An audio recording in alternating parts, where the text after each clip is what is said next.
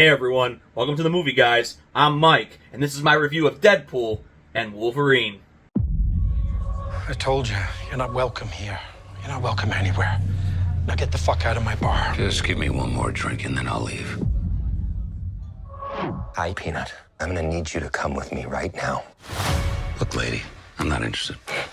All right, well, I'm sort of on the tick-tick, so upsy daisy. Here we go. Oh, whiskey dick of the claws. It's quite common in Wolverines over 40. You don't want this. Unless you want to take a deep breath through your fucking forehead, I suggest you reconsider. The third installment in the Deadpool trilogy is now directed by Sean Levy, as you'll know him from the 3 Night at the Museum films with Ben Stiller, and he's done many others, Cheaper by the Dozen, and such. And the cast is back. Ryan Reynolds is back as Deadpool. Marina Baccarin's back as his girlfriend Vanessa. We get the small cameo roles from some of the other casts from 1 and 2. You'll also notice that TJ Miller is missing for reasons we won't discuss on here, but he's missing from the cast, but they do a great job of making him seem absent from the film. But we get the big return of Logan, Hugh Jackman's Wolverine. But he's not the same Wolverine that you know from the Logan universe. Yes, Logan does stay intact. It does not get screwed with, even though there's a little bit of humor thrown out in the beginning of it from Logan.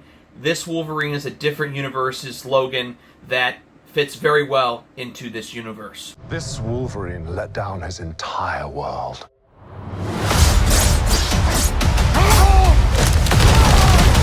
The film begins differently than I expected, and I loved it. I loved it. We get this cool sequence where he's trying to dig up Logan to save his universe, and we get this cool musical intro of Bye Bye Bye while he's destroying TVA agents.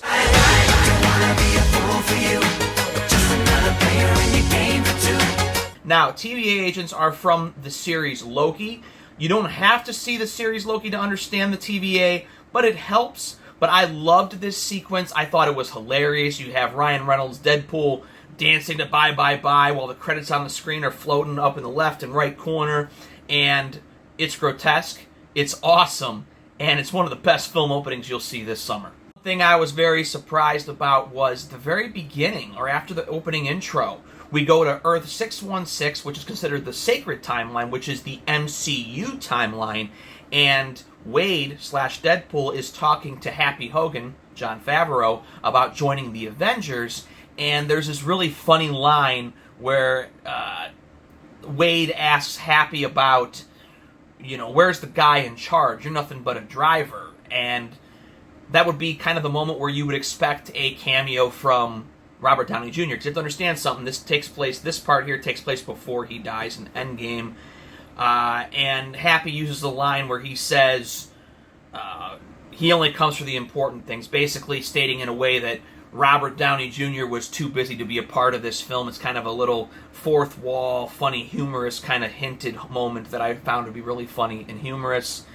And I like the fact that he is kind of universe hopping here, because when he stole the bracelet or the armband thing from Cable in Deadpool 2, and he had to go back and save his friends, I thought it was really cool that he decided, of all places, to go to the sacred timeline and try to become a part of the Avengers. I thought that was hilarious.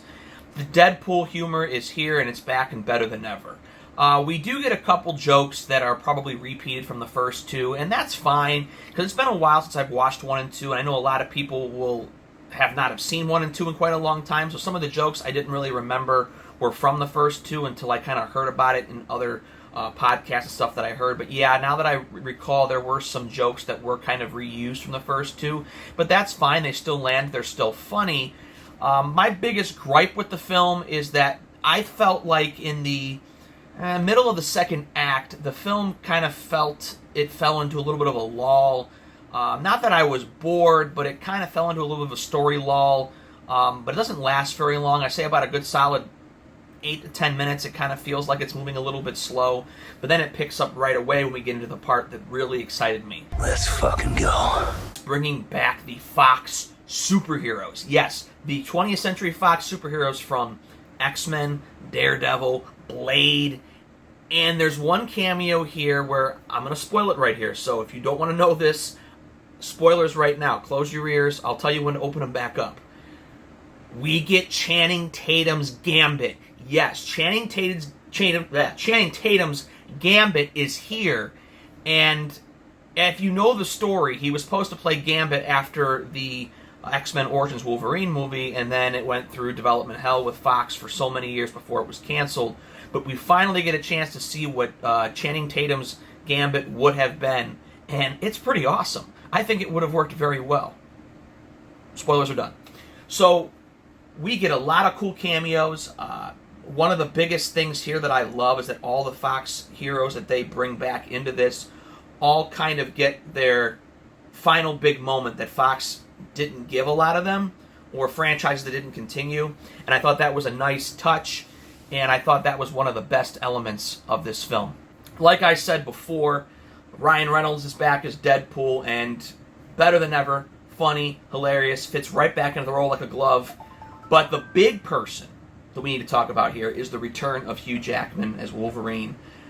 Like I said in my instant reaction, I didn't realize how much I missed Hugh Jackman as Wolverine until I started watching this movie, because he is just Wolverine. Nobody else is going to step into this role and be able to embody it the way he has all these years. And I think that's why Marvel has hesitated so much to continue or bring the X-Men into the MCU, because they know they have a Wolverine problem. And they do have a Wolverine problem, because everybody they've talked about bringing in, anywhere from Henry Cavill to Taron Egerton to Daniel Radcliffe, they're great actors, but they're not going to compare to Hugh Jackman. Will they do good Wolverines? Maybe, perhaps, but they will always be in the shadow of what Hugh Jackman is. And I almost feel as though, like, if the X-Men is officially brought into the MCU, maybe they're better off not incorporating Wolverine. I hate to say that, but any Wolverine they do is going to feel paled in comparison to this. And after watching this movie, it just proves that no one's going to be better than Hugh Jackman playing Wolverine. I'm sorry. And I don't think anybody's going to disagree with me on that. I mean, he's been the best through and through. He's been playing the role since the year 2000 with the first X-Men film, and has played it. They actually even say how many times he's played it here, and I think he said 15 movies. It just isn't going to compare, but he's excellent here. He's hilarious. He fits right in with Ryan Reynolds' Deadpool so well. They bounce off each other so well, and it just makes this movie work. It makes this movie work so well. The action sequences are great, and the last half hour accumulates to a great final act that's a very good hero moment between the two, and really shows their bonding skills that I thought really worked. So in conclusion, I will say this is easily the best of the Deadpool trilogy. I'll be curious to see if this will in fact fit into the MCU somehow, because they do a good job of making this a part of the MCU, but with things being in separate timelines, and Wade now staying in his, and the sacred timeline staying over here, and him realizing he's fine where he is, and not wanting or not needing to be in the Avengers, do they find a way to incorporate him into the MCU going forward, or is this it?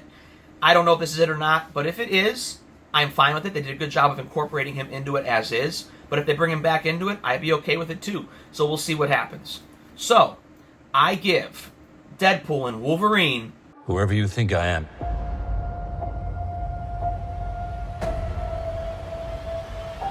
You got the wrong guy.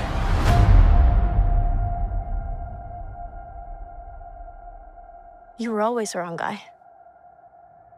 Till you weren't. Are you ready? Fuck yeah, I'm ready. I'm the Wolverine. An 8 out of 10.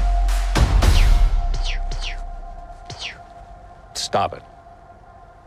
All right, everyone. Thanks for joining me on a new episode of The Movie Guys. I hope you've been watching, subscribing. Got plenty of unboxing videos coming up over the next few weeks for new releases. I have my review of M. Night Shyamalan's Trap coming out either tomorrow or Wednesday. All I'll say is I really enjoyed that film, so please go check it out. It only made about $15.8 million this weekend, which is within expectations, but I will say the movie definitely deserves a sequel, and I'd love to see more of Josh Hartnett's serial killer role and more of these characters from Trap. So go check that out. You'll see my review tomorrow or Wednesday on that. and then plenty of more reviews coming up over the next few weeks. We got a lot of new releases coming out.